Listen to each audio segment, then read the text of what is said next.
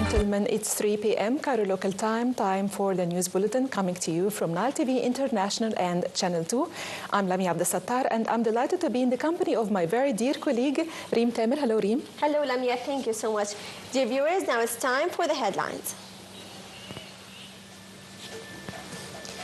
New Syrian leaders say they want to contribute to regional peace.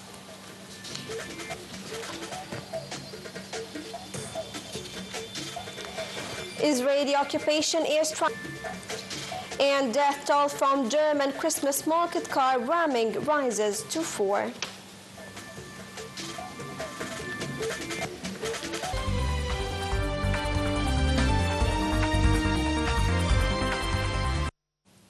Two details.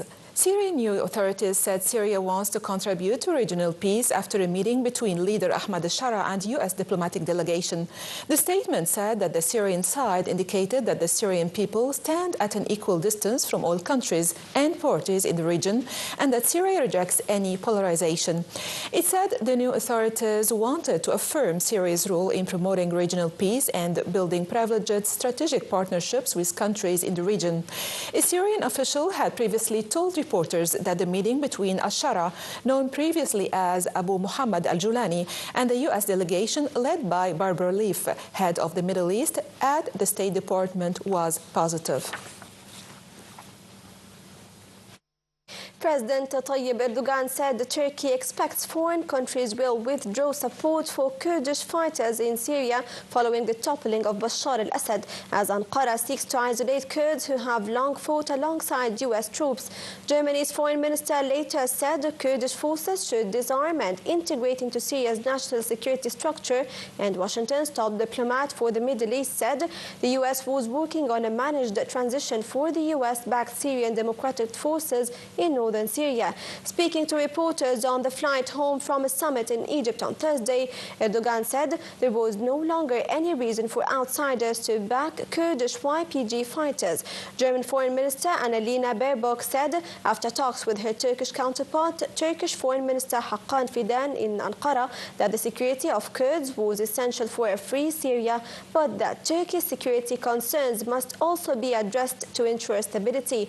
She said the Kurdish groups must be disarmed and integrated into the national security structure.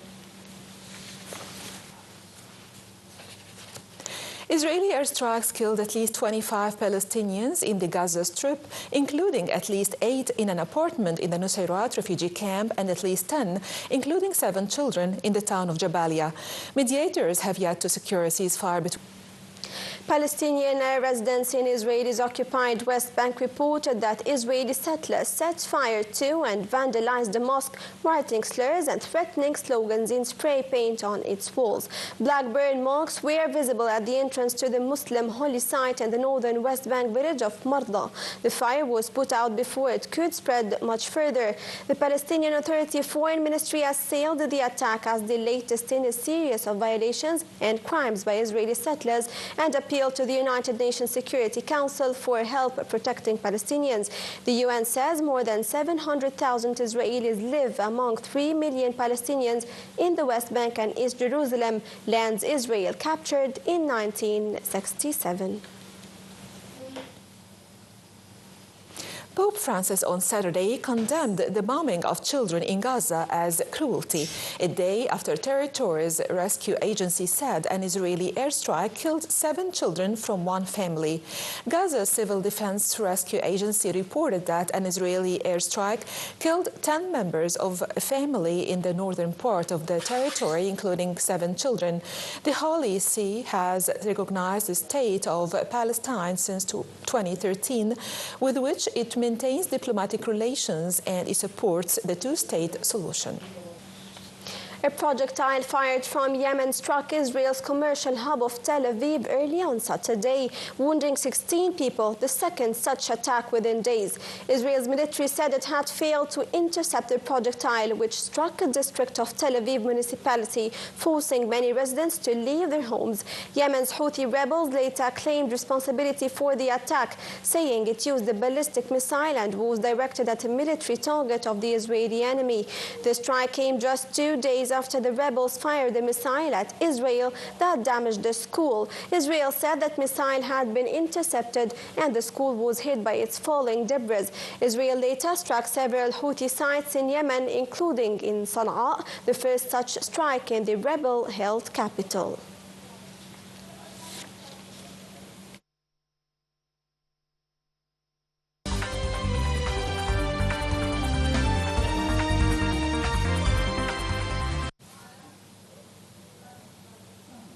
The Russian Defense Ministry said Saturday that its army had captured a new village near a key city in eastern Ukraine, where Russian forces have made major advances in recent months.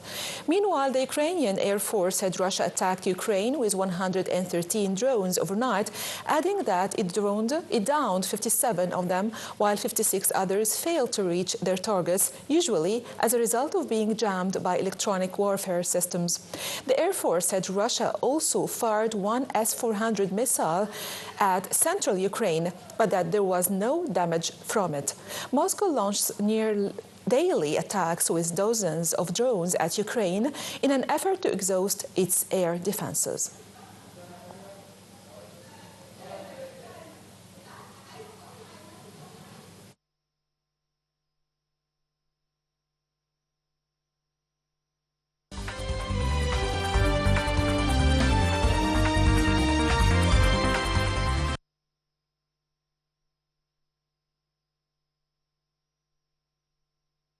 Bethha condemned the terrified car ramming attack that occurred at a Christmas market in the German city of Magdeburg. Al-Azhar said that attacking and terrorizing security personnel, regardless of their religion or belief, is a crime and violation of all religious teachings, as well as human and moral values that aimed to avoid bloodshed and build bridges of coexistence among people. President of the European Commission, Ursula von der Leyen, also condemned the accident. Der Leyen described the attack as brutal and coward, stressing on the necessity of holding an investigation to punish the perpetrators.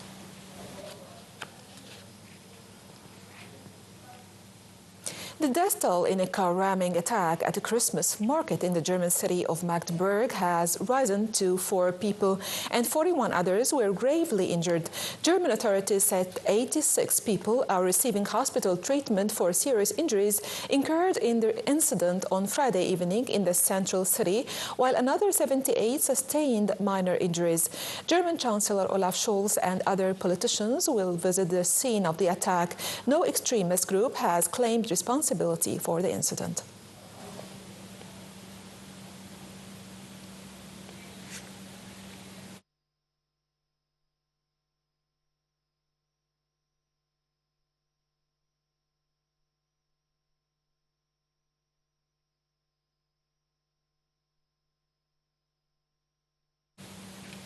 Russia's aviation agency said that Russia's Kazan airport has temporarily halted flight arrivals and departures following a Ukrainian drone attack on the city. It reported a drone attack on a residential complex in Kazan, east of Moscow, adding that 8 drone strikes had been recorded, including 6 on residential structures. There were no casualties reported. The Russian aviation agency said it was also introducing temporary restrictions at the airport in Izhevsk, a smaller city northeast of Kazan. Back home, visitors of Luxor witnessed Saturday the breathtaking annual solar alignment at Karnak temples, marking the start of winter, which reveals the architectural brilliance of ancient Egyptians. In this remarkable event, the rising sun casts its golden rays upon the Karnak, illuminating a carefully orchestrated alignment which highlights the temple's intricate and astronomical significance. The solar alignment comes upon the main holy shrine of the Amun-Ra sanctuary in Karnak temple. This alignment phenomenon occurs on the 21st of December, announcing the beginning of winter. Sun shines on the main axis of Amun-Ra temple in Karnak temples, passing through the eastern gate and ending at the temple's main pylon. Visitors of Luxor witnessed on Saturday the breathtaking annual solar alignment at Karnak temples, marking the start of winter, which reveals the architectural brilliance of ancient Egyptians. In this remarkable event, the rising sun casts its golden rays upon the Karnak, illuminating a carefully orchestrated alignment which highlights the temple's intricate as astronomical significance. The solar alignment comes upon the main holy shrine of the Amun-Ra sanctuary in Karnak temples. This alignment phenomenon occurs annually on 21st of December, announcing the beginning of the winter solstice. Sun shines on the main axis of Amun-Ra temple in Karnak temples, passing through the eastern gate and ending at the temple's main pylon. During the event, the sun appears in the middle of the temple's eastern gate and then illuminates the sacred parts of the site, including the open country yard, the hall of columns, the sanctuary of the god Amun-Ra. Archaeological studies on the text presented by King Senusert I related to the construction of his temple dedicated to Amun-Ra indicated a specific direction for the temple's axis. Recent archaeological discoveries from the Middle Kingdom's 11th and 12th dynasties supported the idea of a unique axis for the temple, different from the main axis of the ancient city of Thebes. Ancient Egyptian texts explain the connection between the construction of the temple, the determination of its direction, and its movement and access with the sun at the beginning of the winter season.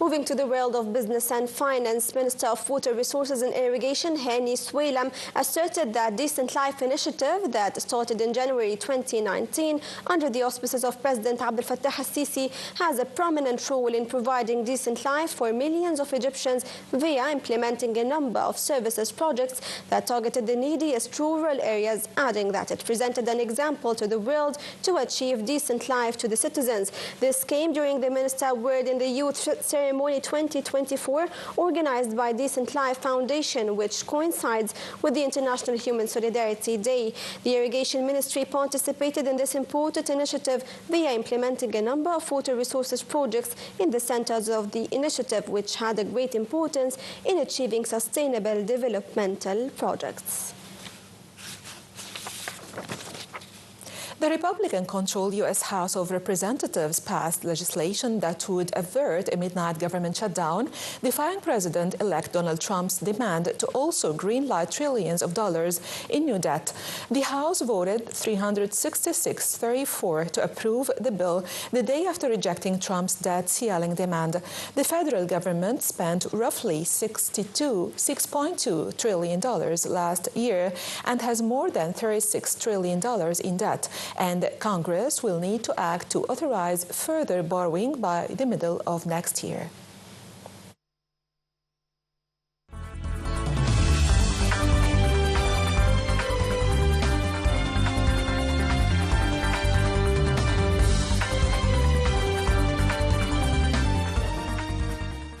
Moving to the exciting world of sports, as Al Ahly kicks off training ahead of its match against Algeria's CR Belouizdad on Sunday in the rescheduled CAF Champions League third-round match at Cairo International Stadium.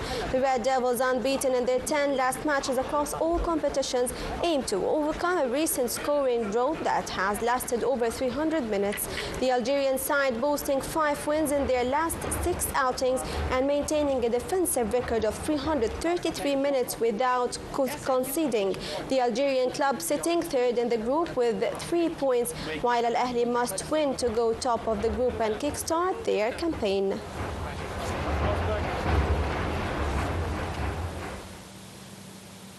Head coach Hansi Flick said Barcelona will battle until the end to win the titles, adding that he was unhappy with their current situation as they look to avoid a third consecutive home defeat in La Liga when they host Atletico Madrid later on Saturday. After a superb start to this season, which saw them win 14 of their first 16 matches across all competitions, Barcelona lost their way domestically with Sunday's 1-0 home 1 defeat to 15th placed Lions, leaving them with 1 victory in their last 6 league games. But they remain top of the La Liga table with 38 points, level with second place Atletico and 1 point ahead of Real Madrid in third, with both their title rivals having a game in hand.